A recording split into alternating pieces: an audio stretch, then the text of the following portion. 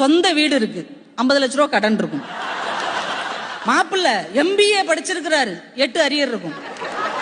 பொண்ணுக்கு 60 பவுன் இருக்கும், எல்லாம் பேங்க்ல இருக்கும். ஆனா இங்க பொய்கள் இருக்காது, புரிதல் இருக்கும். அவனுக்கு 4 அரியர் இருக்குன்னு அவளுக்கு தெரியும். ஏன்னா இவளை லவ் பண்ணதுனாலதான் அவனுக்கு அரியரே வந்தது. அவங்க வீட்டுல காசே இல்லைன்னு இவனுக்கு தெரியும். ஏன்னா அவளுக்கு பஸ் டிக்கெட்டை இவன் தான் எடுப்பான்.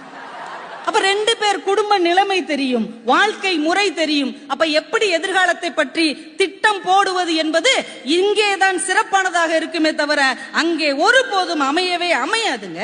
ஐயா, நான் நேரடியா பேச விரும்பல, சுத்தி வளைச்சு பேசுறேன்.